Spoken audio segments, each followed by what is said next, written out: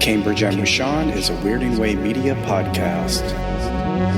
Parsley, sage, rosemary, and thyme.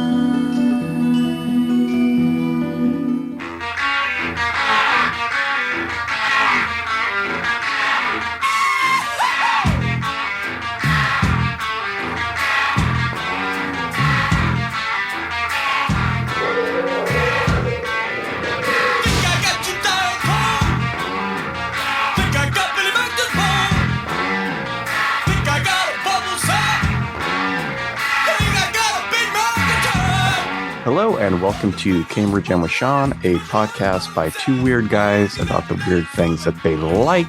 I am one of your hosts, Mark Begley, also known as Mark Begley, and I am here as always with Ronnie, also known as Skelevator over on the YouTubes. Yeah, we're back with a regular episode, and if it goes long, it goes long. I'm not cutting this in two. I'm not editing us. We're gonna both talk about some stuff that we're working on right now, talk about things that we got. We've got a couple of closing items. Ronnie said he had a local locale. I've got a childhood treat. We're back to business. Yes. And if you haven't checked out the holiday episode over on Ronnie's Skelevator channel, please do so. Oh, yeah, definitely. And keeping with that, what have you gotten since around that time Christmas rolled by? So we've got Christmas stuff. I don't have a whole lot of stuff. I haven't bought myself anything in months, but I did get a few Christmas items that I'll mention. Yeah, me too. Take it away. I guess the biggest Christmas gift afforded to me by my family was allowing me to partition off into this little room that I'm in now. So I have a little office space, kind of like you do now, where I can geek out. I can work on my little craft projects and display the things that I have. And I think the biggest gift I gave myself this year, this Christmas, was the organization of all this stuff into the little displays that I've made, and the realization that, yeah, I'm good for a while. Like I've got a lot of cool little things, and I was able to get rid of a bunch of stuff that I'm going to take over to a toy shop and see if I can sell. And it was revelatory. If you're a collector out there, folks, I highly recommend the process of going through what you have. It really kind of was emotional and lovely in a way. It was kind of an amazing feeling. So that was like the big gift I gave to myself, which means I'm going to be buying less things. If things come across the transom for me, then maybe I'll add them to the collection. But yeah, I'm not buying anything for a while. But I did get some nice gifts from the family, and I'll go through them quickly here. I kind of bought myself the 1987 movie Evil Lynn action figure, which is played by Meg Foster. They made an action figure of her that was very, very cool. It was on sale about a month before December, so in November, and I ordered it, and my wife gave it to me for Christmas. And Jules, our biggest fan of our show here, he gave me a 1961 Sun Rubber Company pink elephant, which is absolutely amazing. My daughters got me a bunch of socks and a Werner Herzog book called The Future of Truth, which just came out, which is really cool. I'm a huge Werner Herzog fan. My wife got me volumes 1 through 3 of the Carl Barks collected Donald Duck comics, which was a total surprise. And I'm super stoked. And she also got me volume 1 and 2 of the Peanuts comic strips. Oh, wow. The earliest strips. And I've been leafing through those, along with the artwork of Mary Blair, who is a Disney artist who I think is absolutely phenomenal. She's the one responsible for the aesthetic of some of the background art and many of the most iconic cartoons. But also, It's a Small World is sort of like her great achievement. The one that was like really cool, something that I've been wanting to get for a while. I can't afford to get a vintage AT-AT. She gave me this little Micro Galaxy AT-AT, which is the toy color variant. So it's just very basic. That was awesome. It was a lovely holiday for me. Everything came with a certain positive emotional weight, if that makes sense. Sure. It was lovely. And you can check out Ronnie talking about his new office space and the pink elephant on his YouTube channel, because I have watched both those videos. Thanks. Check it out! I was curious about the room. Whose room did you take over? Well, our youngest was in here for many, many, many years. And then when our oldest went out and started college, our youngest moved into the bigger room. And then our oldest was in here for a while, but it just ended up being a storage space because she lives in a dorm that allows her to have a cat, and my wife and other daughter are allergic to cats, and so she's not spending the night here anymore. So it just made sense. Why not go through her stuff and put both beds in the big room, and since she's no longer spending the night here, have that as sort of a spot where she can crash if she does end up spending the night. We're basically like partial empty nesters at this point. Our youngest is at the dorm also, so she's only here on the weekends. Long story short, it made sense to get me out of the dining room so we can finally have a dining room again, because my little corner was a bit of an eyesore. Now we can have dinner at a table and maybe feel like we can invite people over. Alrighty. It's kind of cool. At our refreshment stand, you'll find these pizza pies, freshly baked to your order.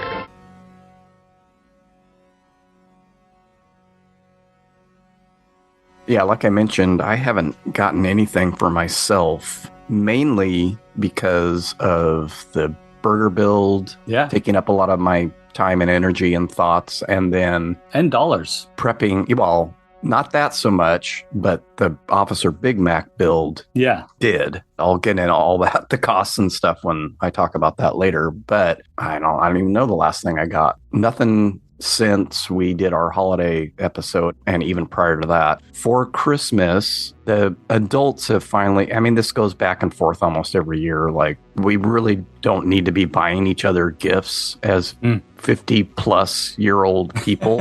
I think it's kind of ridiculous, and we exchange gift cards basically for the most part. And it's like, well, I could just use my own money myself to buy stuff I want. Let's stop doing this. So we just get little stocking stuffers, quote unquote, for each other and leave it at that.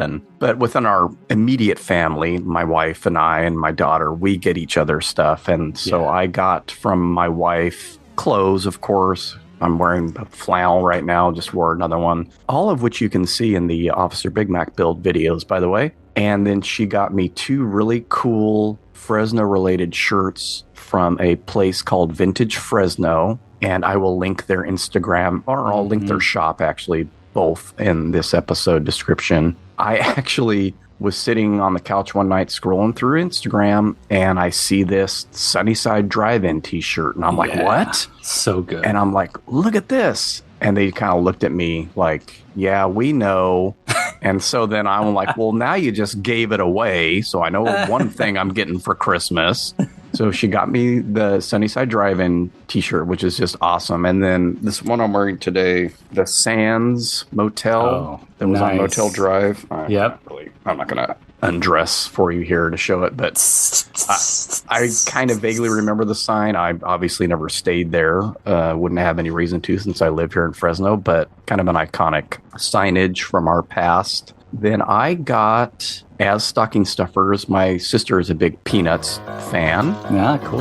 Like last year, I got her one of those Charlie Brown's, is it Fun? I can't remember they're from Super 7, but they're kind of bigger figures. Oh, yeah. Those are cool. Yeah, they're doing Sesame Street. And that price is nice on those, by the way. They're only $25. So I got her Charlie Brown last year. And then this year I went small because we're doing stocking stuffers. And I just kept seeing in my Instagram feed, nothing but Peanuts. Just like it. Walmart has all these Peanuts things. Hallmark always has Peanuts stuff. But all this stuff from these different places with these Peanuts items. Yeah, I feel like they're hitting a stride right now. Yeah, it's crazy. And so one day when I was on Amazon looking for other stuff, a Peanuts item popped up. These little, and I had seen them before, probably on Instagram, the little blind box figures. They come in a plastic Snoopy doghouse, and they're like fake crystal Oh, I haven't seen those. They're kind of like... That's cool. Have the edge that a crystal figure would have. Yeah, the beveled edge. Beveled, yeah. Like facets, I guess. And so I bought 3 of those. They were like $7.50 a pop. Yeah. So I'm like, oh, that's great. So I bought 3. I bought one for my sister. I bought one for Cleo. And I just bought an extra one for me. Yeah. In case somebody got something they didn't like as much. Right. So we all opened them on Christmas. My sister opened up Pigpen. We couldn't figure out if it was Pigpen or Franklin or somebody. It was hard to tell. I opened up Snoopy, which is like her guy. So I swapped her for Pigpen because I love Pigpen. I love Pigpen too. Sort of makes you want to treat me with more respect, doesn't it? Cleo opened up Lucy, which was kind of perfect for her because she loves Lucy, so she got to keep that one. And that was it. That's all I've gotten. Well, that's good stuff, man. Those are all like important little things. I was going to ask you about the Peanuts books. Are those the Fantagraphic collections that she got you?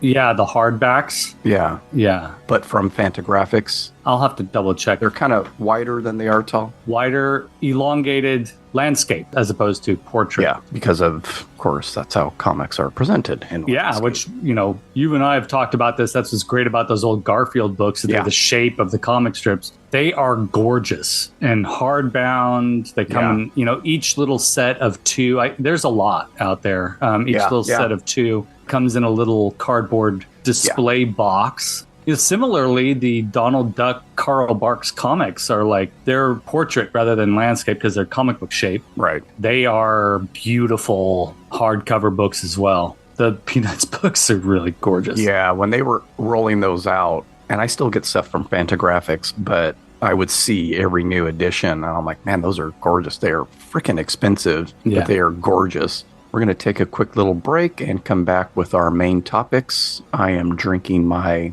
succulent coffee. Succulent! Which I just took a sip, and it reminded me that I meant to tell you about this coffee back when Carlita brought it home.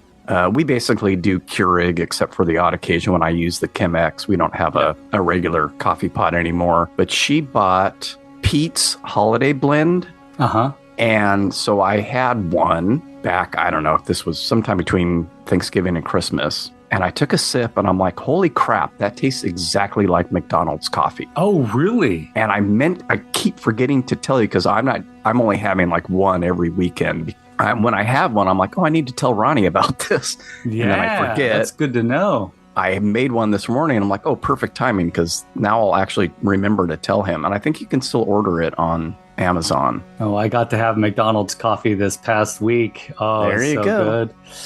All right, we'll be right back with Ronnie's topic.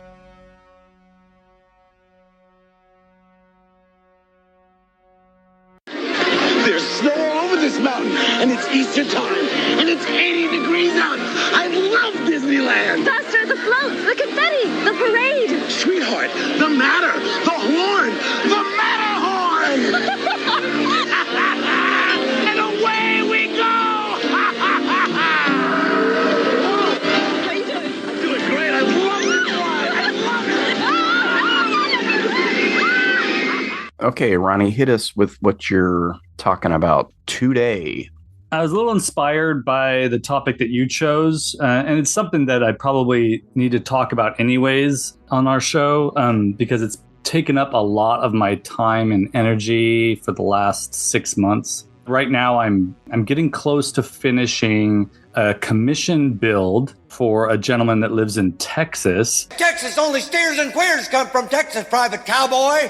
And you don't much look like a steer to me, so that kind of narrows it down. He has a garage, a separate garage from his house. I'm going to say garage. It looks more like a shed, but it's big on his property where he has taken up an entire room to recreate a miniature Disneyland. He's building this Disneyland in Z scale. And if you know anything about trains, Z scale is basically the smallest scale for train builders. Earlier in the stage of building this Matterhorn, I bought a little baggie of Z-scale people just to see what they look like because I'm going to put some in here. And they're like, it's hard to even describe how small it is. Like tiny.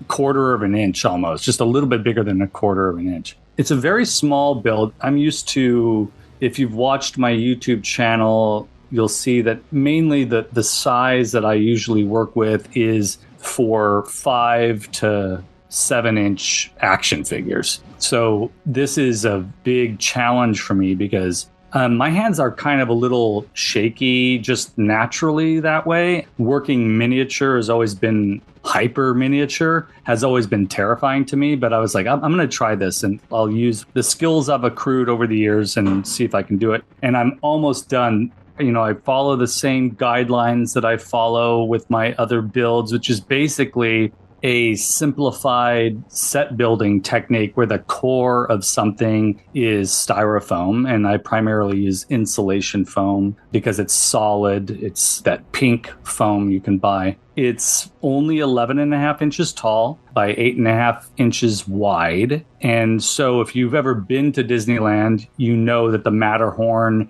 is wider than it is tall because of the forced perspective that they utilize for that. So when you're standing at the base, it looks like it's very, very tall, but it's actually wider at the bottom than it is tall, which is, of course, different from the real Matterhorn, which is extremely tall in Switzerland.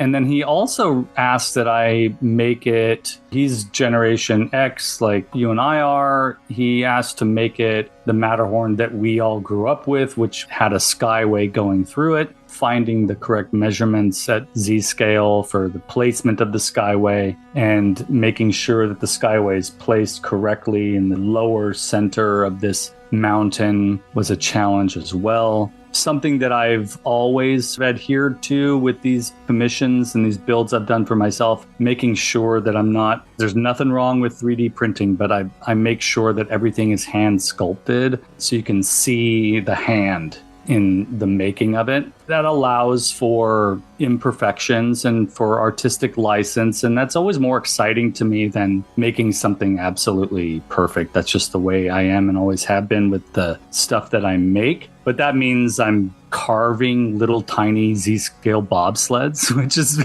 I just finished up my batch of bobsleds yesterday. There's 11 bobsleds and I can fit the little people in. I mean, we're talking the size of my, just a little bit bigger than my thumbnail. Yeah. Little tiny wooden bobsleds. The abominable snowman, the herald that I made, I sculpted out of epoxy sculpt. And Mark, now that you're like deep in the crafting zone. I don't know if I'd say deep, but... Oh, yeah, you're deep, bro. There's no going back. Sure. There's no going back now. I highly recommend that you get yourself... The kind that I bought is $20 for the 2-part epoxy sculpt. There's a better... I'm doing air quotes, folks. There's a better version of epoxy sculpt that you can buy for about $40 for the small containers. But this more affordable version is great. My first time using it, since I got it and started building the little tiny abominable snowman, I've also made a little tiny grimace. Thank you. Which I haven't painted yet. I've just primed, and I've also made the fur collar for my first custom action figure that I made. Werner Herzog action figure. So I gave him he has this leather jacket that he wears that has a fur collar. And so it was fun to do that. But Mark, I highly recommend that you mess around with it. It's so much fun. It's basically you're sculpting plastic items, just like you would with the air dry clay, except they're hard plastic. The biggest challenge that I've faced at this Z scale has been something I didn't anticipate. I thought, well, I can probably find Z-scale tubular steel roller coaster rails online. Gosh, I'm sure someone's made them. No one has made Z-scale tubular steel roller coaster rails. Is there a documentary about it, though? Not yet. But there are very expensive like roller coasters that you can buy that are HO scale, which is a little bit bigger than Z scale, I've found. You snap them together and they're this cool functional little roller coaster you can have on your desk. That does not work for what I'm doing. I went out and I bought a bunch of wire. I was building little pegs using the epoxy sculpt to put the pegs, because the rail is pegged into the base of the Matterhorn at the ride. You can see it. If you watch the next video that I put out here on the channel, you'll see that there are these little pegs that the rail it adheres to the Matterhorn itself with these pegs. So I thought maybe that'll work, and that's not happening for a variety of reasons. It's been about 2 months of a struggle to find a way to build these things. Finally, with some advice from Eric, he said, hey, go to this website called Evergreen. They make these little plastic pieces that look like tubular steel rails that you could find different sizes. These long, they're like 12 inches long, and they're solid cylinders of plastic, but they're very, very, very small. I think the size that I ended up getting is 0.5 millimeter or something like that. It's very thin. I ended up just getting some from Amazon. For some reasons, someone sells them on Amazon, and they're a lot more affordable than going through Evergreen. During the last week and a half, I've been figuring out a way to use that for the tubular steel rails. I finally, folks, if you're listening to this, it's early February. That means that my part 10 has already launched on my channel, part 10 of my Matterhorn build. So there's 9 parts you can watch already, and then part 10 will be up, and you'll see the tedium of figuring out how to do this. As you'll hear from Mark, one of the greatest rewards of crafting and building something for yourself, figuring out how to do it as you're doing it, is making cool discoveries along the way. When you and I were building the hamburger builds, our first hamburgers that we made, which you can also see on my channel, one of the things that we discovered was that air dry clay is good, but it's not enough for creating smooth surfaces. And so Mark was like, hey, I'm going to bring DAP over, and we'll use some spackle and see if we can do that, and then sand it down, spackle, sand, spackle, sand. And that really was a successful move, because we were able to sort of recreate almost like a fiberglass illusion of a smooth surface, which really turned out great. Got to trowel it. You got to trowel it. Got to trowel. And so it's been a real challenge, but I'm super excited and happy that I did it. And I'm getting close to finishing up. I've got little resin waterfalls. So it's like semi-translucent blue waterfalls. I'm going to be gluing on here soon. It comes apart. There's like a piece where the loading area is a separate little piece that snaps into place. I'm doing air quotes for snaps. It like fits snugly to the front. I was watching that part, and I'm like, oh, is he going to fix that one little piece on the very edge there? Because that looks like that would just break right off. And I think I did. You kind of fortified it, and I'm like, thank God, because that dude's going to break that, or it's going to be broken in transit or whatever. Very thin. I'm going to make a little video that's like for him, just to show him how to put all the pieces together. And since I'm shipping it to Texas, I'll probably show him where the little, because back in the day, there were these Swiss climbers that were hired by Disney to climb up the mountain on a daily basis. Imagine having that being your job. Yeah. Very, very cool. So they're going to be little climbers on it, little trees. And I want him to make sure he knows where those things go. And because I'm not going to have these delicate items on the build as I ship it. Let me ask you this. Yeah. The plastic you got for the railing, is it polystyrene? Yeah. Yeah. It is. Yeah. Because as you were describing it, I was thinking of Toy Polloi, because he uses styrene rods of various sizes for all kinds of things. Anytime he needs something tubular, that's what he uses. I thought about him, because if I were to go in and customize my vintage Millennium Falcon to look more realistic, I would use this tube to recreate. And it's bendable if you warm it up. It's been really cool. Yeah. And probably at that diameter, it's probably fairly bendable to a certain degree already. It is. It's not hard plastic. Yeah, it's not rigid. It won't snap on me. The pegs I made with epoxy sculpt, and I'm worried about those because those could snap. So I just have to be very careful when I install this. So I have to put little holes in the base of each of these roller coaster rails to... Not that this would be easier or fun, but would the end, what end is that called, of a needle, like a sewing needle, work? Because it's got an eyelet. Would that work if you like cut 1,500 needles in half for the eyelet?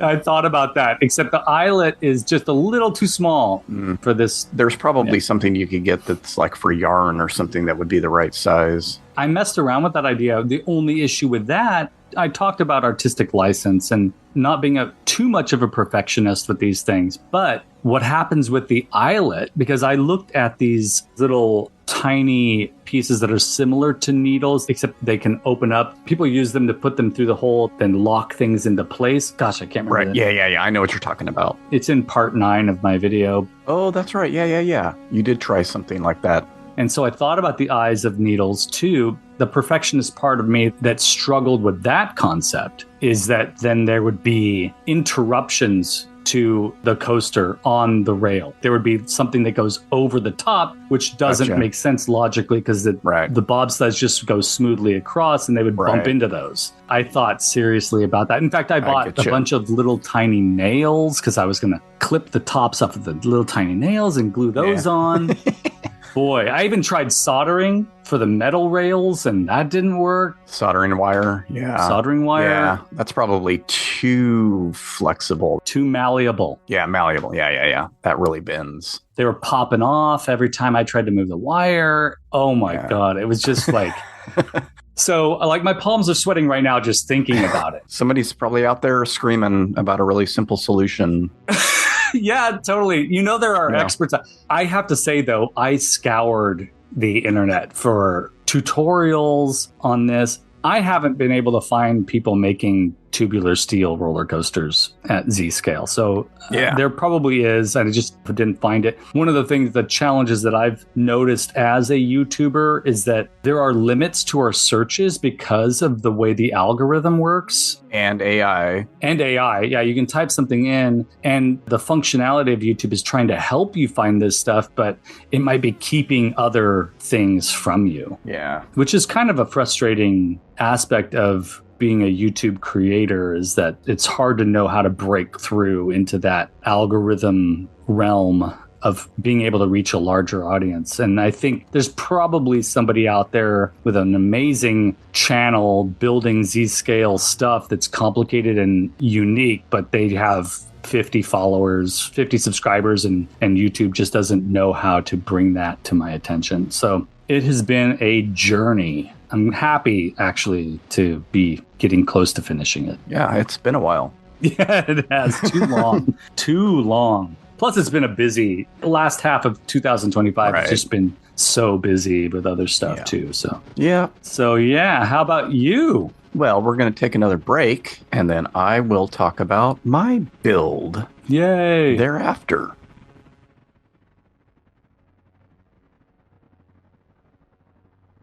I'm going to show you how McDonald's builds a Big Mac sandwich. It starts here with a lightly toasted bun, and then a pure beef hamburger, sizzling hot, a slice of cheddar blend cheese, and some crisp, fresh lettuce. Then, our own secret sauce, the club slice, toasted, another hamburger, and a little more sauce just for good flavor, crisp dill pickles, and the sesame seed crown. This is the sandwich.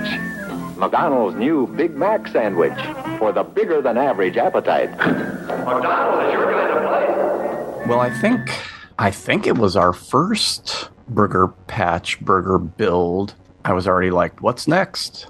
Yeah. And I kind of knew my Officer Big Mac Rimco head was calling. Yeah. It would be similar to the burger build, but a little more difficult because we've got facial features, we've got an extra layer, we've got an extra bun and patty in there, we've got a hat, we've got all kinds of stuff. Sesame seeds. On a sesame seed bun. All of which I will talk about. I was like, yeah, this will be the next thing. We should do another build. And then with our extended breaks between build times, I'm like, Ronnie, I think I'm going to have to do this on my own because I do not have the patience to wait a month or a month and a half between. Yeah. I'm glad you just went for it. In my head, without being a dick about it, I was like, hey, really, Mark, you're going to have to give me like 2 months before we start a new project. So I'm glad you went for it. I mean, I even knew in my head before that I would probably have to do this on my own. But I started thinking about it in November after our second build day, which was in October. I'm like, okay, I need to start thinking of how I'm going to do this differently because I'm going to have to do it differently based on my capabilities, because on the burger build, you basically carved out the patty sections. I finessed it or whatever. No, I should say you traced it. And you did do a little bit of the carving too with the hot wire thing, because I'm not used to using that. And I knew I wasn't going to do that for this. So that was one thing. I'm like, I'm not going to get a solid piece of foam, a 4x10 or 6x whatever, piece of foam to carve multiple layers out of, because I don't think I can do that and get straight lines. We were out one day and stopped by Michael's. I looked at the foam there, and I think I had also looked on Amazon, but I'm like, I'm going to do 1-inch rounds of whatever diameter I decide to do on this. And I knew I wasn't going to do 10 because that would just make this guy way too big, 10 inches wide. I'm like, well, 8 inches should work okay. So I started sourcing 8-inch diameter by 1-inch high rounds. They were like $6 a piece at Michael's, and I'm like, fuck that. I need like 7 of these. Michael's is honestly, for any crafters out there, go to Walmart. Michael's has a lot of cool stuff to look at, but like, here's an example. The foliage back here that I put my burger in, those leaves and those little wire branches were like $4 at Walmart, and they were $14 at Michael's. Wow. Yeah. Well, so I found them on Amazon, and good. The thing about this stuff with Amazon is, it's all third-party seller things. I just want 8-inch by 1-inch rounds. That's what I put in there. And I'm getting all different kinds of sizes. I'm getting the solid ones like we use for the burger. And I'm like, come on, just give me what I put in the search thing. So I found a pack of, I think, 8 for around $20 or something. I'm like, well, that's much better than $5 a piece, because it would be double that. I was looking for other stuff too. What else am I going to need? So I was searching around for paints and blah, blah, blah. And I was creating a little list for myself. So I put stuff in the list instead of in my cart. So I had an Officer Big Mac build list on Amazon that I would throw stuff in as I stumbled upon it. And as I looked at the one that I had put in the list, another one came up down below of 8 by 1-inch rounds for like $5 less. So I swapped that out. So that was like $15 instead of 20. Oh, yeah. That's great. What else did I buy? Oh, the other thing that I didn't want to work with was the air dry clay, because that you put on my burger as well. I mean, you rolled everything out and laid it on, and then I messed with it, but I still don't like it very much for the structural element use, rolling these big thin layers out and then laying it on and then trying to get it to adhere and to mold it. And I thought, well, I could just use the DAP, but spreading that on isn't the easiest thing in an even layer. And, on the sides of the buns, that might be okay, but I've got the head to cover and the bottom to cover. What could I get that's in a sheet that will go on and harden and blah, blah, blah. So I believe you've used plaster cloth in the past. Oh, all the time. Yeah. So I'm like, well, I'll use that. And you were like, man, this might be an issue here, might be an issue there. And I'm like, fuck it. This will be easier. I can just cut it, wet it, slap it on, smooth it out. So I watched a bunch of videos and I'm like, oh, this looks fairly easy. Fits my capabilities more. I think I'll do this for the quote unquote outer shell, the structure of the buns and the patties, etc. I might even be able to make the features out of it, because people do that. They like smoosh it up, and because it's just plaster stuck on thread basically on this real thin cloth, this fiber. So I watched a bunch of videos. I'm like, okay, I'm going to use this. So I bought the rounds, I bought plaster cloth, I bought Mod Podge. That was another suggestion of yours. I love Mod Podge. I bought that mainly to coat the pieces of styrofoam that I wasn't putting plaster cloth on, because I am doing this in sections. I'm like, I'm not going to put plaster cloth over everything. Right. It's going to be covered up. And I'll use the Mod Podge to protect the foam from the spray paint, because I know that spray paint can destroy foam.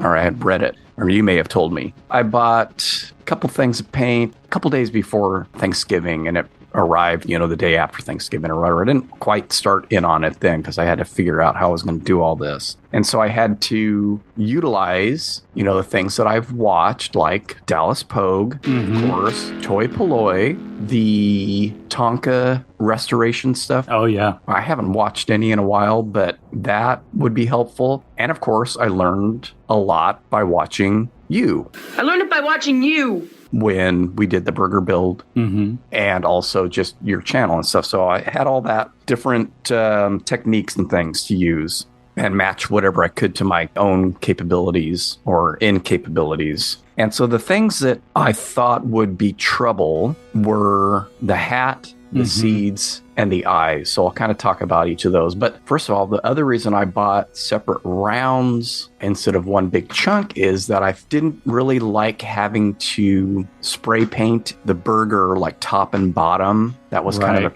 and have to wait in between. It worked out well on those. They look fine, and I didn't mess anything up too badly by painting too quickly. I did a little bit at the end, but I thought this will be great because once I'm done with a layer of patty, I can just go paint it. Yeah. Paint that patty, set it off to the side. I can do that with the middle bun, the bottom bun, et cetera, et cetera. So that was my plan originally, was to do everything separately, paint everything separately, put it together at the end, and apply clear coat. I have since changed that. Also, I stopped using the plaster cloth pretty quickly. Yeah. The thing with plaster cloth is once you get it wet, it sort of shrinks. If you cut it, folks, cut it larger than you need. So I had cut like a perfect, even a little slightly larger 8-inch round to put on the bottom of one of the layers. I don't even remember which one. And as I put it on, I'm like, this is not reaching the edge. Yeah. So overcut. And then also when I smoothed it out, the fibers poked through. The fibers are one of the most annoying parts of using that cloth. Yeah. If you overcut, there's a way to tuck that stuff in. And yeah, I kind of did that. I kind of folded it over on some of the edges. I mean, I can still see it on the bun parts because that's really the only place I used the plaster cloth was on the buns. My anaconda don't want none unless you got buns, hun. It worked okay, but I knew I was going to have to dap it anyway, smooth it out, which I did. And I thought, you know what? This foam that I got for this was that smooth foam. Yeah, good. It would have taken the dap just fine, and actually did. I tested a piece. It wasn't like the eyeballs that we used where it just soaked it up and stayed kind of flaky. That was very porous, Yeah, this is not porous. Plus, I had Mod Podged it, and I'm like, you know what? I could have just fucking used DAP and not used the plaster cloth. There you go. And so then I realized, oh, well, I am going to have to use air dry clay for the features. So I bought a little 1-pound cake of air dry clay to make the eyes, et cetera, et cetera. Started with the plaster cloth, dapped things, kind of like we did with the burger build, then had to dive into making the condiments or ingredients or accoutrement, the pickle, the cheese, and the sauce drips, and the lettuce.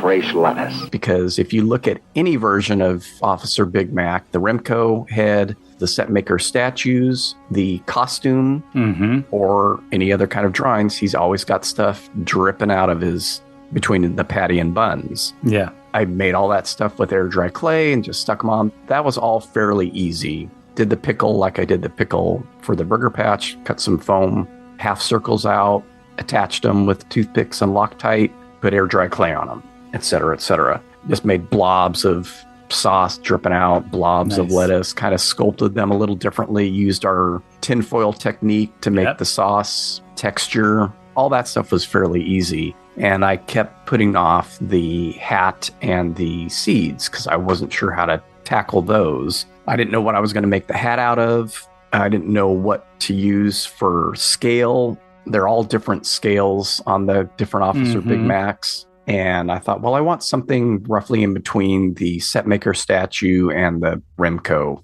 figure. Because the Remco figurehead, his dimensions are funky. Yeah, they're weird. Very, very funky. He's squished, and the statue is very kind of like even stacks, layers, and then the head. So I'm doing in between that. You know, the Officer Big Mac's patties are kind of oozing out over the buns, which I thought was cool, but I knew I wasn't going to be able to achieve that. So I did the patties with air dry clay and just pulled out little strips and then kind of squished them, got them on there. I had beveled the edges of the foam so that it was a little bit narrower looking to the eye. So it wasn't just perfectly stacked. They wouldn't be perfectly stacked. There'd be a little separation there. And so I put the air dry clay on the main portion and then kind of smoothed it onto that beveled edge. and left it bumpy. And so it looks like meat. Yeah. I didn't sand it. I didn't put anything on it. They just kind of came out bumpy and they stick out a little ways from That's perfect. the buns. And I'm like, oh, that worked super good.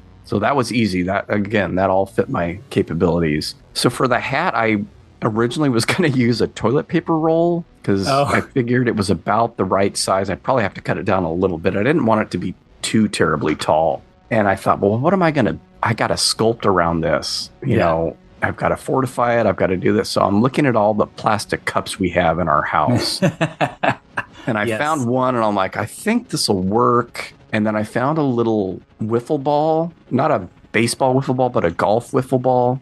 And I thought, well, that's about the right size for the roundness of the top. How am I going to attach it? So I cut this plastic cup down a little bit because it was too tall. I had the wiffle ball, half of the wiffle ball in there, and I didn't know how to attach it. I'm like, I don't know what I'm going to do. So I tried to put Mod Podge around the inside of it. So that it would stick. The plastic. Yeah. And, well, it didn't do anything to the plastic. It didn't stick glue. Yeah. I mean, Mod Podge is mostly glue. You can smells like Elmer's glue, right? It's basically, It wasn't strong enough to hold it. So I put tinfoil over the wiffle ball to get rid of the holes. And then I just attached it with air dry clay. I put air dry clay around the edge of it. It stuck just fine. Then I air dry clayed the top. You know, I've been working on that, trying to smooth it out and stuff for a while. And I just have not been happy with it because I could not get the seam where those two things met right. Kept sanding it and priming it and sanding it. And I did the bottom part where it kind of flares out. Yeah. And then the band, the other day, I did the band and I wasn't happy with the band because I made it too thick. So I shot footage for that like immediately after I completely changed the band. Yeah. I pulled it back off. I flattened it out more, put it back on too high, cut the top around the thing. I don't know how I managed to get it even, but I did. And so I was looking at it. I'm like, I am not happy with the top of that. So I pulled out my hacksaw. I had to cut through the wiffle ball in both diameters so that I could peel it all off, pop the wiffle ball out, et cetera, et cetera. I had removed the bottom of the cup as well. So I got another cup because I needed to have the bottom back. So I Loctited that into it. And then I just did a very subtle little curve of air dry clay and threw it on the top. So actually, now it looks more like, as I was doing it, I'm like, you know, this looks more like Cling and Clang from HR Puffin stuff. Yeah. Well, there you go. HR Puffin stuff. Can't do a little 'cause you can't do enough. That gave me a thought because my other problem with the hat is putting the M on there. And I thought about this early on. I'm like, I don't know how I'm going to do this. Could I find possibly a sticker that's the right size? Does somebody make a stickers out there that's like around an inch tall that I could adhere to it? Possibly. I don't know. I don't know where I would find that. And then I thought, well, I could just freehand it, which is way beyond my capabilities. And I thought, well, I could just leave it off. I could blah, blah, blah, blah, blah. So that's when Toy Ploy kind of came into my head. Actually, Toy Ploy and the car restorer guys is putting something on it and then painting it and pulling that off so that it leaves the impression of the M in there. So I just found an image of the McDonald's logo, printed it out at the size that I wanted. And I thought, well, I'll just put two-sided tape on this, tape it on the hat at some point, and then do the blue paint over it, pull it off, and then see what happens. Oh, yeah. That's my goal. But if it doesn't work, I'm going to simply paint it blue and put a silver star on it instead of the M and just find a sticker that's the right size. I think you'll be able to do it. That's like reverse stenciling with the double-sided tape, and I think that'll look good. If it works, if I can get it to, one thing, adhere, because I've got to cut it out with sticky tape on it. Brand new X-Acto knife. And so I got to cut it out. It's got to attach. I know it'll probably peel whatever bottom paint I stick it to. My plan is to paint the hat yellow and then put that on there. Yep. And the trick that I've learned from Toy Ploy is with that sticky double-sided tape is to kind of remove some of the tack. So I'll put it on a piece of fabric to get some fabric on it, then stick it on. And then I was thinking, well, this is just regular paper. It's probably going to disintegrate as I paint it. And I need it to stay on there so that I can find it again and peel it off. So I just sprayed it with some of that semi-gloss clear coat. Yeah, the paper itself. So it has a little protection. That's smart. So we'll see if that works. If it doesn't, I may just opt for the star, which will remind me of Kling and Kling, but also he has a star, on his uniform. Yeah, and since I'm not doing the body, I thought, well, and also keep out of, copyright infringement stuff and, using their logo. 2 all beef patty, special sauce, lettuce, cheese, pickles, onions on a sesame seed bun.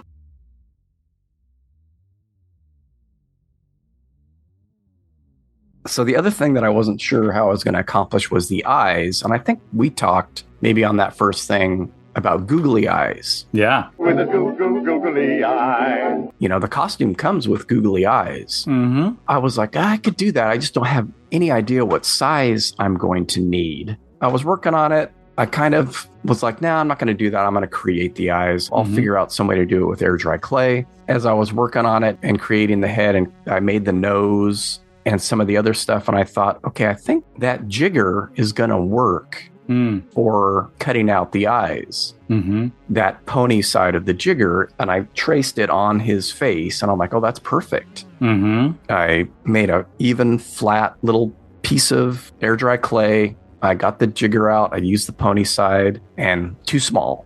Oh. And I'm like, oh, crap. I was looking at that. I got the dimensions for the outer edge of that and realized it's about 1.5 inches. And I'm like, I wonder if I can find 1.5 inch size googly eyes. Yep, sure can. 1.57 inch googly eyes is a standard for some reason. So I ordered a pack of googly eyes from Amazon. They showed up, they're sticky backed. Yeah. And of course, this is not a flat surface. And I thought, well, they're sort of bendable. So let's see if this works. Stuck it on where I had traced, and it immediately kind of just started popping up. And I thought, maybe I could put DAP around that. And then I looked and I'm like, well, this is just going to continue to pop. These are going to fall off. Yeah. And so then I'm like, well, I could put DAP under it like I did with the eyes for the burger patch thing and stick them on. I've got to peel the backing off and get rid of that stickiness though and put the DAP on there. And I'm like, no, this is not going to work. So I've got like 14 googly eyes if you need them. So I went back and I'm like, okay, well, I'll turn the jigger over to the jigger side and cut it out. And it was perfect. So I just did that, stuck them on. They maintained their roundness for the most part. There were some little irregularities there just by putting it on and smoothing it out and stuff. And then I made little tiny cutout pupils for him. Using the top of a pin cap. Smart. Like, oh, that's perfect. So that solved the eyes. And then my other issue was the seeds. What the heck am I going to do for the sesame seeds? On a sesame seed bun. I think my original thought was, well, I'll probably just have to do hundreds of little bits of air dry clay. Just roll out little pieces of air dry clay, smush them down. I was like, man, I really don't want to do that. I really don't want to do that. That's going to be so tedious. And I thought, well, I could just get sesame seeds, but sesame seeds are so tiny. This thing is so much bigger than a regular Big Mac. I'm like, that would just look silly. So I just kept thinking about it. I'm like, well, I could just paint them on at the end, get like a tan paint, or even the yellow that I have and paint them on. And gotta have them 3-dimensional. Or ignore them. Yeah, that's how I felt too. I'm like, I need them to pop out. Cleo and I were at Sierra Nut House looking for Christmas stuff. And I'm like, ooh, sunflower seeds are basically the same shape, kinda. Do they have any plain, unshelled sunflower seeds here? Which they don't.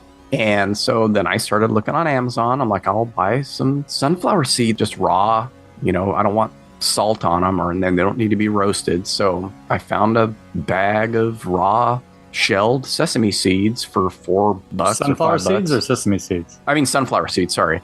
And bought those. They showed up. I'm like, yeah, this will work. I didn't realize that was a pound bag. So I've got 9/8 of a pound of sunflower seeds left, which I don't mind. I love sunflower seeds. So I've been roasting them up and eating them. And I thought, well, how am I going to put these on?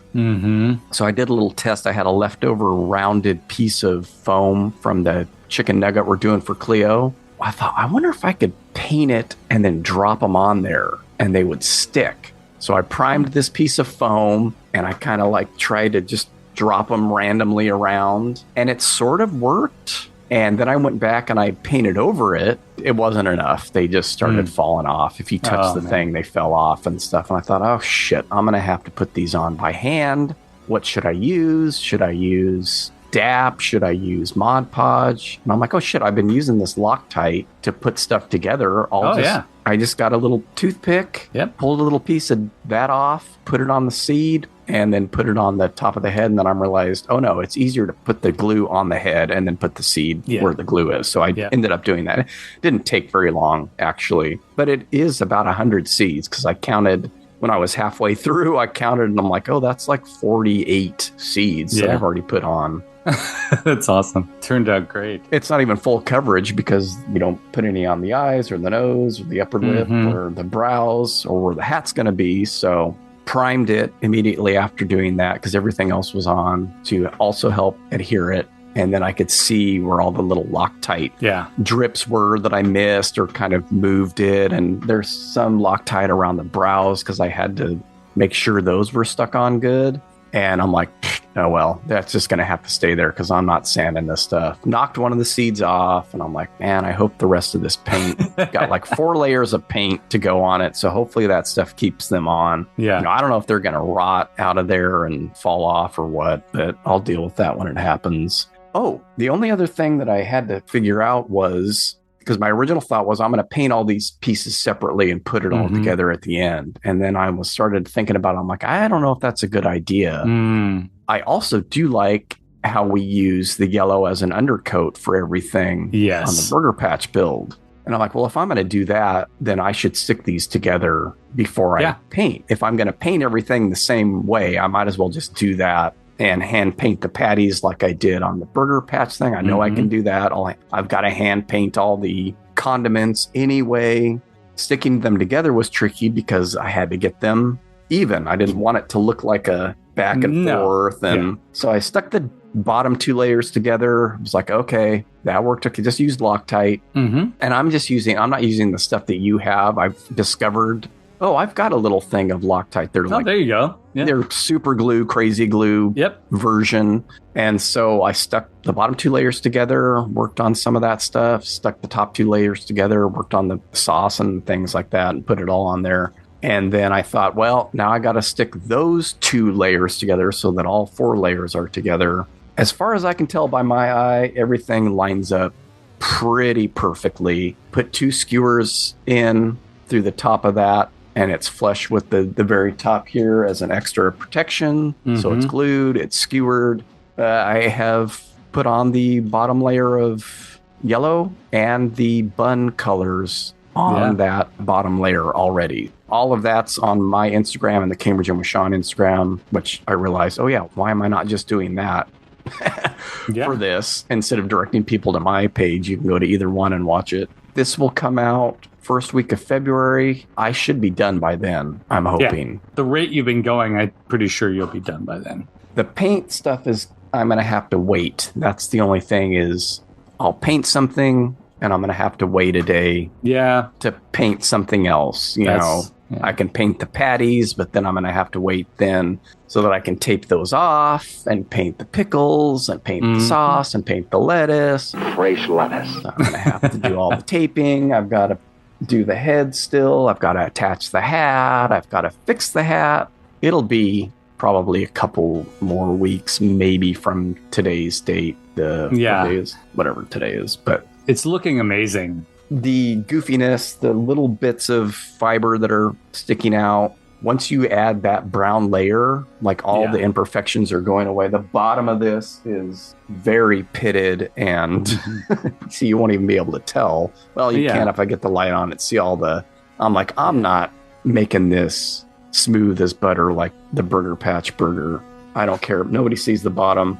The bumps and lines and all that stuff just make me think of the Remco head. Yeah, absolutely. I mean, and even the fiberglass Playland versions of these, they were imperfect too. I mean, as we were talking about when we were making the Burger Patch burgers, I remember as a kid looking at these things up close and thinking, oh, this part here was hand painted, or this part here was scratched and then fixed and hand painted. And some of the masking off of the different colors, They were hardly ever perfect. That's part of the charm of these kinds of characters. And I've been just keeping that in the back of my head the whole time. Like, the Remco head is not perfect. Mm-hmm. It's very funky. The nose, I don't even know. The nose kind of matches sort of the set maker statue nose, but it is weird looking. But it sort of works. Kind of square, and it's got a bulbous nose. And it's a strange sculpt of a nose.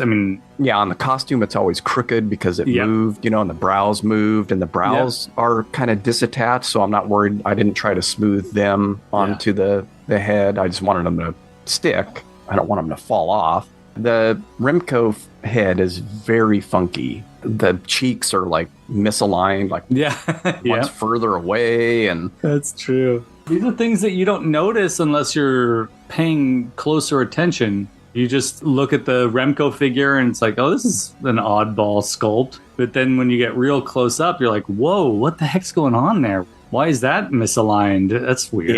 Yeah. It works though. The rest of the things, the cheeks are usually in the same kind of spot, but mine are probably a little off. And again, I'm like, oh, well, that's how it is on the figurehead. Yeah, it looks great. It's shaped more like the set maker statue, but the goofiness is definitely more like the Remco head. That's a good combo. Yeah, it's been interesting. I haven't screwed anything up too badly. So we'll see what happens. I'm hoping that I get the head on. I'm going to have to paint everything other than the clear coat and then put that together. And I hope it doesn't look like it's just like a totally separate thing. I kind of want it to combine, but we'll see. It lays on there flat, so it should be okay. It'll be great. It's already looking amazing. And as Mark said, folks, go over to the Instagram, the Cambridge and with Sean Instagram or the Wake Up Heavy Instagram and watch the processes. It is so much fun. Mark and I love watching process making videos. Yeah. It's such a blast to see Mark getting in deep with this. And I'm anxious to see what's next. My original thought was to do the Mr. Grape little Munch Bunch Cutie Fruity guy, but I may actually do a small burger. Just a cheeseburger. Okay. No eyes, no nothing, just a burger that's like half the size of our Burger Patch burgers. I don't know. I got to help Cleo with her chicken nugget buddy too, so. I see the nugget down there. It looks like it's... Oh, yeah. It looks like a nugget buddy. It's a very thick nugget buddy. That was the other thing, too. I ended up buying some Bondo glazing putty, which Dallas Pogue uses all the time on these restorations for that specifically, because I needed some... DAP is great, but it's a little too thick for easy spreading on stuff like this. So it's more like cake frosting. Yeah. And the Bondo glazing putty is more like toothpaste. Yeah. So it's a little bit more liquidy. I did use the plaster cloth on that, actually. I'm like, I got to use this for something. So we'll use that to go over the foam of yours, and I hopefully can hide the fibers better, which I did. And then I kind of had the thought, I'm going to prime this. I'm going to spray paint it on the plaster cloth before we do anything else to also kind of get that stuff stuck down, which did help. Still have had fibers come out. Then I dapped it, and then I sanded it, and then I'm like, I need something else. I need something that goes on smoother. Yeah. I bought some glazing putty at a local AutoZone, $8. Yeah, so the cost, I think I'm up to about $120 on this Officer Big Mac build. Yeah. I understand it's a lot of money. It's a heck of a lot. It adds up fast, especially when you're learning the materials. But then the next time you do it, you'll be like, that works. Okay, good. I'm working with more like $40 for this. Yeah. The plaster cloth, I mean, none of it was all that much. That was probably $12 for that roll. Yeah, it's pretty so if you need some plaster cloth, Ronnie, I've got pretty much a full roll I'll give to you. I got some in the garage too I'm going to be, after this Matterhorn's over, I'm going to resume fixing up the Castle Grayskull that I started years ago. So I have some plaster cloth ready to use. But if I run out, I'll reach out to you. Yeah, because I don't think I'll use it for anything else. And I bought, of course, the 15-foot length roll because I thought I might need it all. So I probably used maybe 3 feet of it. Probably not even that much. I don't think. I mean, there may be something else I can end up using it for, but Definitely not going to use it for Mr. Grape, or if I do a smaller burger, I won't be using it for that. I'm just going to use DAP. There you go. Bondo glazing putty and the other things that are easier to apply. Pretty soon you'll be making little action figures. It'll be great. No, I don't think so. No, Mr. Grape is probably the closest to an action figure. All right, we'll be back with Ronnie's Local Locale and my childhood treat right after these succulent messages. Succulent.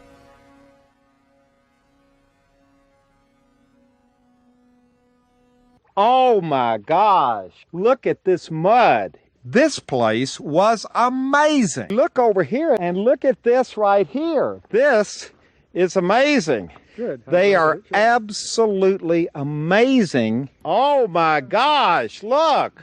Oh, this is amazing. This is absolutely beautiful. Oh, look. Listen to this. Listen to this. Look at this. Okay, Ronnie, I'm curious what your local locale is today. I think it's important to finally talk about one of my Central San Joaquin Valley obsessions.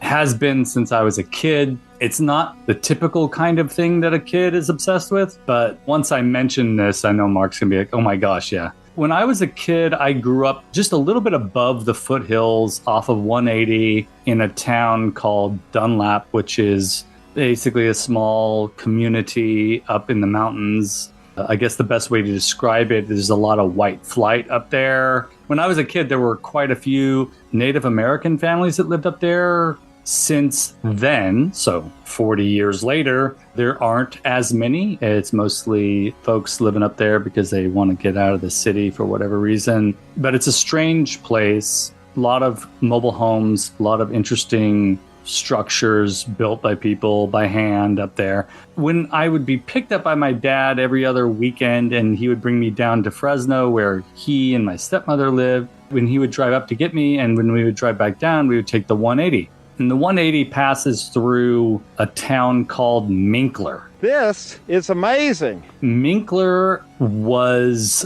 a special place for me as a kid. There's a little store. We would stop at the store and my dad would buy me a Sprite and we'd share some beef jerky. Minkler in the late 90s was actually for sale for about $295,000 because at the time the population was about 40 people. I'm estimating, I can't remember the exact number, but there's these little clumps of homes, irregular architecture. So like some of the homes were small little 1 or 2 bedroom houses, probably built in the 30s, and then some mobile homes just dropped in, and then the center of the town is the one Minkler family store. Recently, have been thinking about Minkler because the 180 is different now. The 180 was built to bypass Minkler, so it's a fancier highway that passes past Minkler, so no one really stops by there anymore.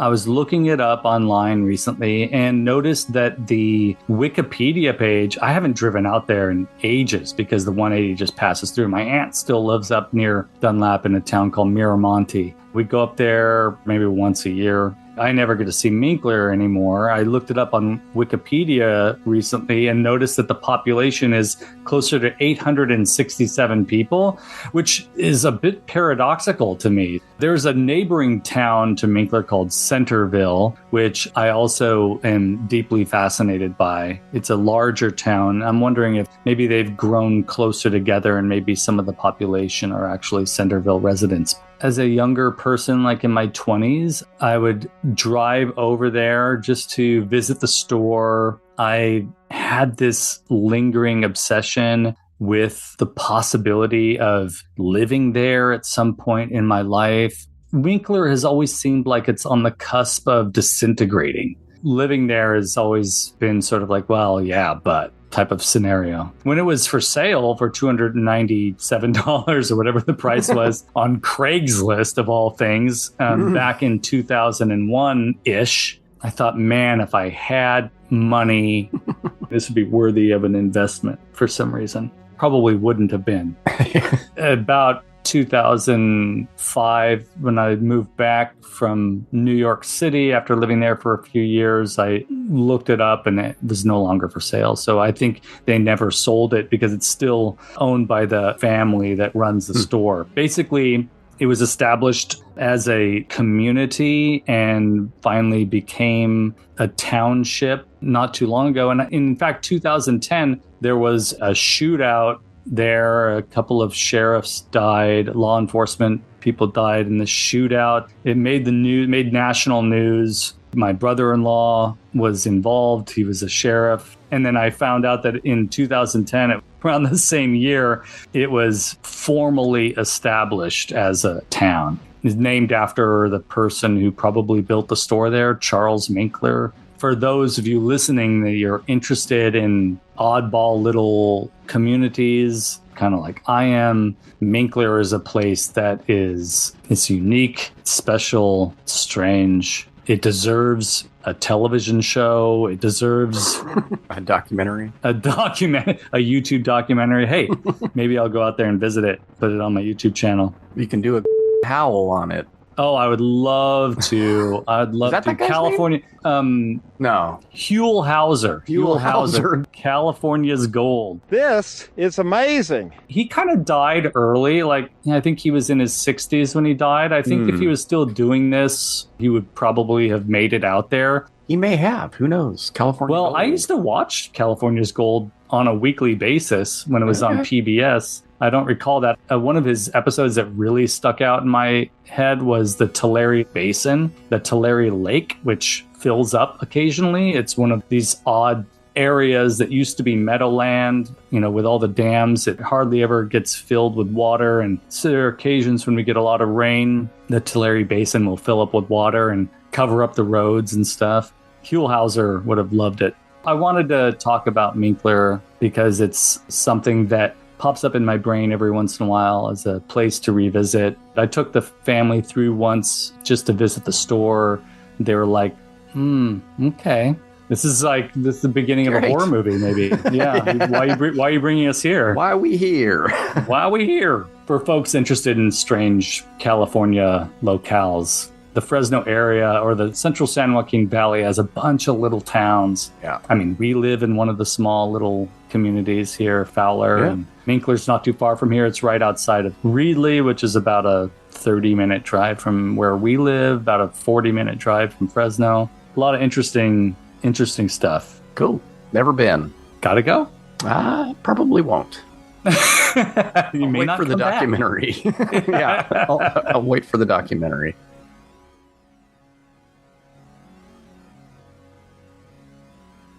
Chicken in a biscuit. More flavor when it comes to the crunch. I had this childhood treat on my mind, like I mentioned before we started recording, back when we didn't record that one time. That was going to be one of my items for the day. That was because I had recently purchased a box of it. Oh, yeah. So I am talking about the greatest cracker known to man, and that is chicken in a biscuit. Oh, yeah. Which so I good. Absolutely loved as a kid. This is one of those things like Hostess treats or Mother's cookies that were pretty constant in our house when I was growing up. And then I didn't have for years once I got into college or whatever and had more grown-up taste. I don't know. And then when I lived on my own, I was such a penny pincher. I didn't buy necessarily treats for myself.